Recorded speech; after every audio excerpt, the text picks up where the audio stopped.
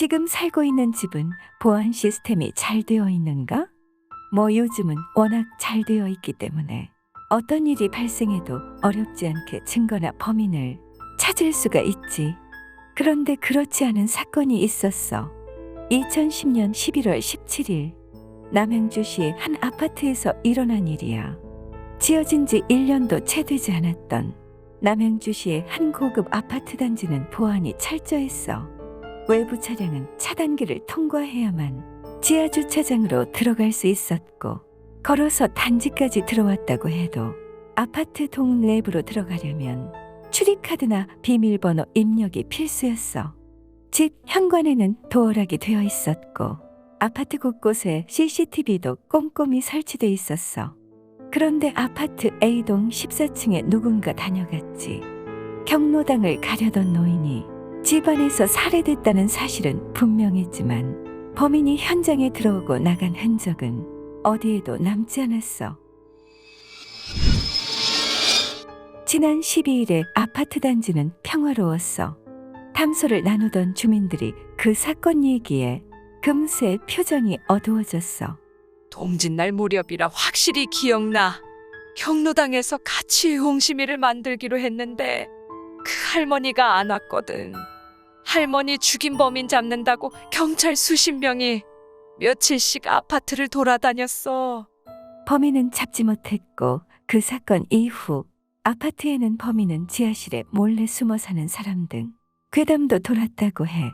그 집에 누가 다녀갔고 그림자조차 남기지 않은 밀실 살인사건의 범인은 어디로 사라졌을까? 2010년 11월 17일 오전 8시쯤 당시 69세였던 이 씨 할머니는 서울에 사는 지인과 통화로 주식 투자, 근황 등 사는 얘기를 나누고 18분 만에 전화를 끊었어. 하지만 외출복을 차려입고 나갈 준비를 마쳤던 이 씨는 현관 밖으로 나가지 못했어.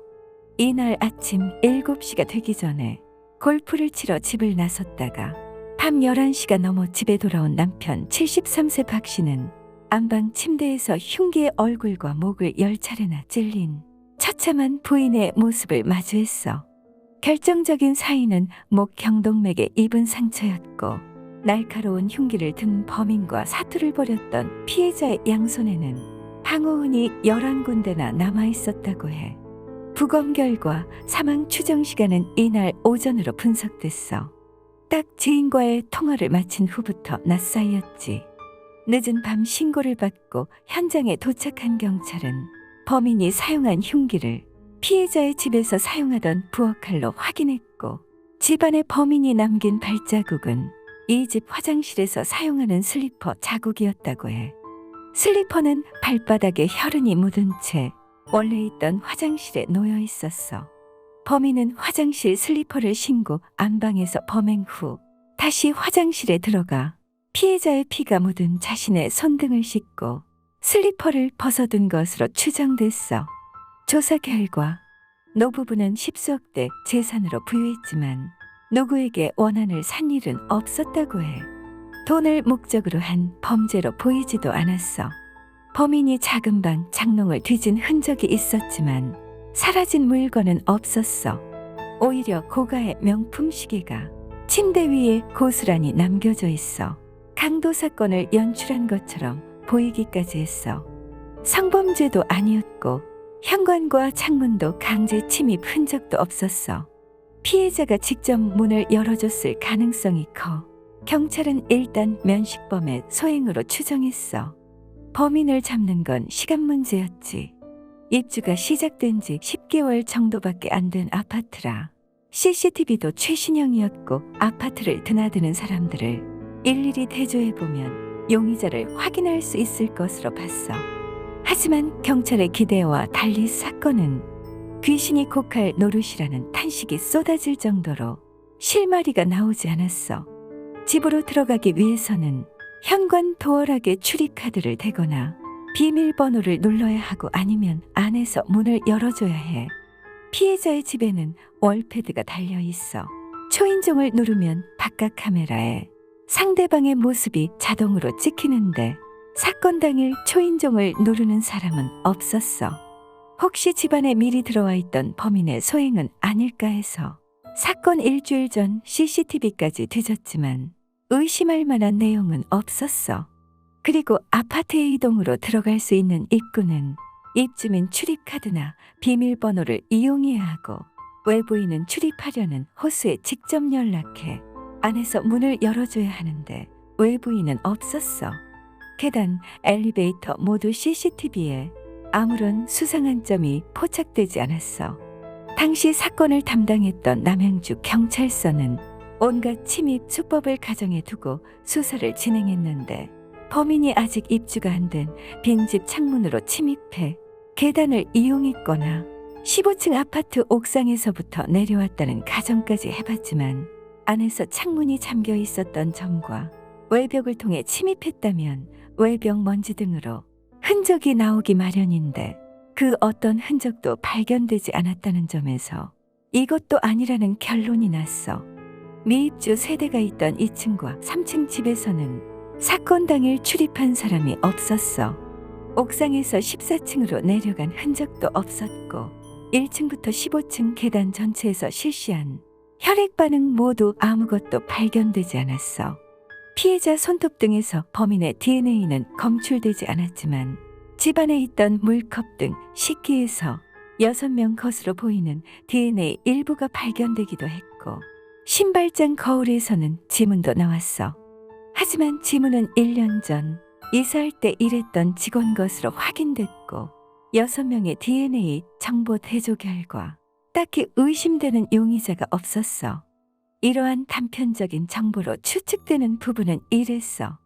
범인은 피해자를 살해하기 전 화장실과 부엌을 들렀고 피해자가 집에 있었음에도 불구하고 이런 데에 출입할 정도라면 피해자와 익숙한 인물일 가능성이 높고 69세 여성인 피해자의 양손에서 방어운이 11개나 발견될 정도로 힘겹게 제압했던 것은 범인이 노약자이거나 여성일 가능성이 높아 범인이 CCTV에 찍히지 않은 점으로 보아 아파트 구조 CCTV가 작동하지 않는 시간을 아는 인물일 가능성이 있고 만일 CCTV를 피해 침입하고 탈출했다면 아파트의 관리인이나 주민 혹은 아파트를 자주 출입하던 배달, 용역업체 직원일 수도 있었어. 흔적을 전혀 남기지 않고 범행을 한 것을 보면 사전에 치밀하게 준비했을 정황이 높으며 범행 전에 장기간에 걸쳐 이곳저곳을 기웃거리며 계획했을 것으로 추측됐지. 하지만 이 사건은 결국 5년에 걸친 노력을 비웃듯 2016년 1월 미제 사건으로 종결됐어. 2017년 6월 그것이 알고 싶다 제작팀이 사건의 제보자를 찾는다며 사건의 해결에 실마리를 제공할 수 있을지 기대가 됐지만 아직은 소식이 없는 상태야. 인터넷에서는 꾸준히 남편이 범인이라는 주장이 나오고 있지만 남편 알리바이는 모두 입증이 됐고 경찰 역시 남편에게 혐의가 없다고 결론을 내렸기에 남편이 범인이라는 주장은 구체적 증거가 없는 뇌피셜에 머물렀어. 사건이 벌어진 지 10년을 훌쩍 넘긴 데다 진척 없이 미제 사건으로 종결되어 지금은 이 일대에 사는 사람들도 이런 사건이 있었는지 모르는 경우가 대다수이고 사건이 벌어졌던 아파트는 지금도 존재하며 많은 사람들이 거주 중이야. 정말 이게 가능한 일인지 믿기지 않는 사건이야. 어떻게 흔적이 하나도 없는 걸까? 하루라도 빨리 목격자라도 나왔으면 하는 바람이야. 세상에 있는 괴상한 이야기 듣고 싶으면 괴담 포차로 오거라. 고운 마음씨를 가진 그대들 구독하고 가지 않으련?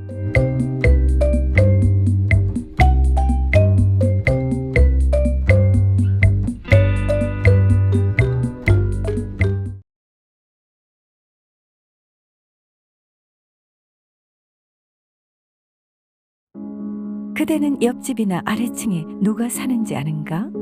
요즘은 이웃이라는 게 온라인 이웃이 더 많고 친할 정도로 현실 이웃은 오히려 생소한 느낌이 드네. 아무 관련도 없는 이웃이 갑자기 쳐들어온다면 어떨 것 같아?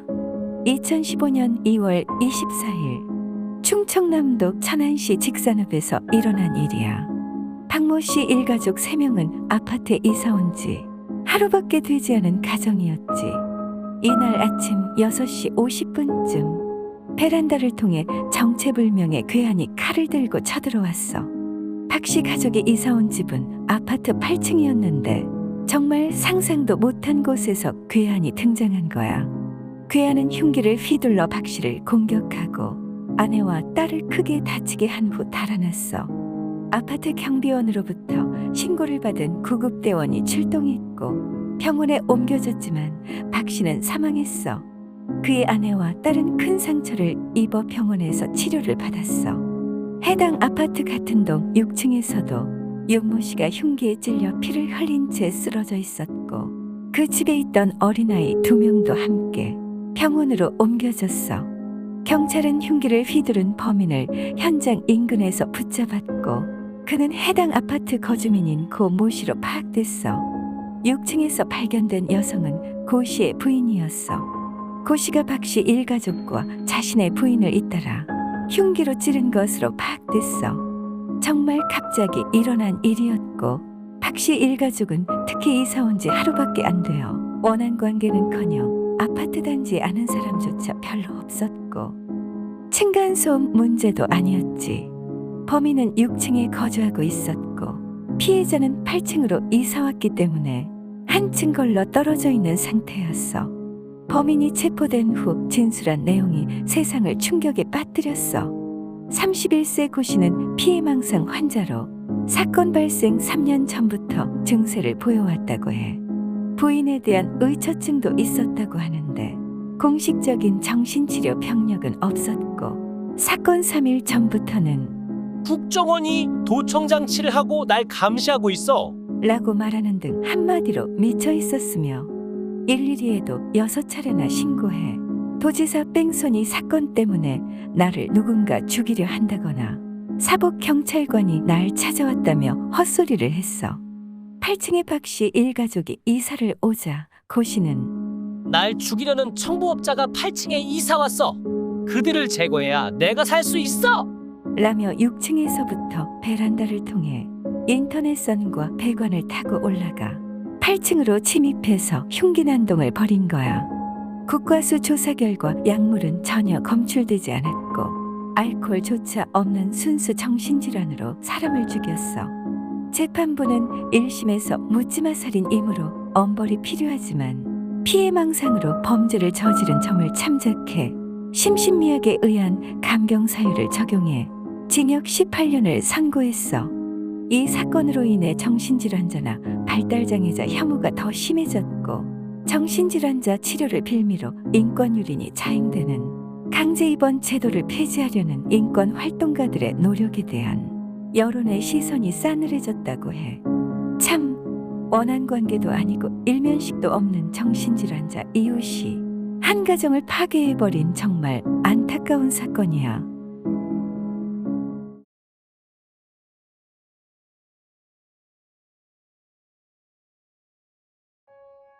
오늘도 우리 괴담포차에 와줘서 고마워. 혹시 지금 미워하는 사람이 있는가? 누가 그러던데 죄는 미워하되 사람은 미워하지 말라고 하더라고. 하지만 원한을 품어보지 않은 사람은 이 세상에 1도 없겠지. 이번에 해줄 얘기는 범인이 잡히지 않은 영구미제 사건이야. 들어볼래? 1993년 일본에서 일어난 일이야. 10월 27일 오후 6시 23분경 일본 아오모리현 하치노에시에서 중학교 2학년 미야코가 자신의 집안에서 칼에 찔린 채 쓰러져 있는 것을 어머니가 발견했고 어머니가 도움을 요청하는 것을 본 이웃 주민이 경찰에 신고했어. 경찰과 구급차가 현장에 출동했지만 구급대원이 도착했을 땐 이미 미야코는 사망한 뒤였어. 발견 당시 피해자 미야코는 입이 테이프로 막혀 있었고 천장을 보고 누운 상태에서 양손을 테이프로 결박당한 채 하의가 벗겨져 방석이 덮여 있었지만 성폭행 흔적은 없었어. 미야코의 몸에는 목과 다리 등 여러 군데를 칼로 찔린 상처가 있었고 직접적인 사인은 심장을 관통당하면서 발생한 과다출혈이었어. 사건 당일 인근 중학교에 재학 중이던 미야코는 달리기를 좋아하는 평범한 학생이었는데 오후 3시 30분쯤 학교 수업을 마치고 친구들과 강가에서 육상 연습을 했고 오후 5시 40분쯤 친구들과 귀가했어. 친구들은 그날 미야코는 단골 슈퍼에도 들르지 않고 발레 수업이 있어 일찍 들어가야 한다고 했어요. 라고 증언했어. 역 앞에서 친구들과 헤어지고 미야코는 5분 정도 더 걸어 6시쯤 집에 도착했어. 미야코의 어머니가 귀가하기 전까지 20분 남짓의 짧은 시간 동안 벌어진 범행이었지. 뚜렷한 외부 침입 흔적도 발견되지 않았고 미야코의 몸에는 현관문 유리를 깨며 찢어진 무릎, 팔에 난 자상 등 저항의 흔적이 있었어. 흉기는 정확히 미야코의 심장을 관통했고 애초부터 살인을 목적으로 침입한 것으로 봤어. 범인은 아주 뻔뻔하게도 미야코가 죽은 방의 옆방에서 담배를 피운 흔적이 발견됐어. 마시다 남은 캔커피 재떨이에 담배꽁초 2개를 버린 것이 있었는데 사람의 몸을 흉기로 난도질한 상황에도 담배를 떠올릴 만큼 잔혹한 인물임은 틀림없었어. 자신의 정체를 드러낼 수 있는 증거를 현장에 버리고 갔다. 경찰 조사 결과 피해자 가족은 모두 담배를 피우지 않는 것으로 확인됐어. 실내에는 금품을 뒤진 흔적은 없었으며 살해 현장인 침실 이외에는 현관 옆복도 한 곳에서만 혈흔이 발견되었고 범인이 피해자를 현관에서 방으로 끌고 갈 때 심장을 찌르면서 생긴 것으로 추정됐어. 미야코의 팔 옆에는 그 집에서 사용하던 부엌칼이 있었는데 혈흔이 없는 것으로 보아 흉기로 사용되지는 않아 보였어. 그렇다면 범인은 사전에 미리 흉기를 준비한 것으로 보이는데 문제는 이 부엌칼은 누가, 언제, 무슨 목적으로 꺼내왔는가였어. 만약 미야코가 집에 와서 범인과 맞닥뜨렸다면 굳이 부엌까지 가서 칼을 꺼내는 것보다는 바로 옆에 있는 현관을 통해 밖으로 도망치는 것이 훨씬 빠르고 효과적이었을 것이기 때문이야.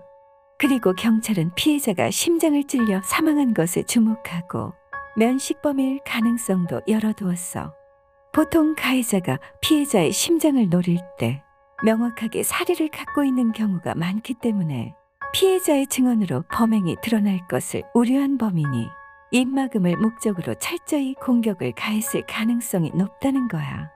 미야코는 매주 수요일마다 발레 교습을 받아서 늦어도 6시 30분까지는 귀가했다고 해. 하지만 사건 당일 친구들에게는 오늘은 6시까지 집에 가서 6시 20분까지는 집에 있어야 해. 라고 했는데 친구가 그 이유를 물어봐도 발레 교습 얘기는 하지 않고 이상하게 말끝을 흐렸다고 해. 그리고 의아한 점 하나가 더 있는데 미야코의 어머니가 딸의 시신 주변에 흩어진 피를 보고서는 이렇게 더럽게 내버려 둘 수 없어요. 라며 열심히 피를 닦아냈다고 해. 사건 현장의 모든 것은 단서가 될 수 있기에 범죄를 숨기려고 한 것 아니냐는 추정이 있었지만 물증은 없었어. 경찰은 수사 인력만 약 12만 명을 투입하고 중요 참고인을 포함한 약 600명을 대상으로 탐문 조사를 했지만 뚜렷한 단서가 없었고 범인 검거에 실패해 결국 2008년 10월 27일 공소시효가 만료되면서 영구미제 사건으로 남았어.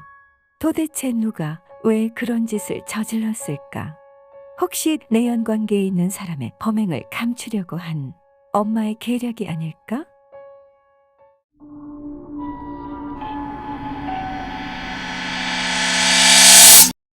구독 누르면 안 잡아먹지?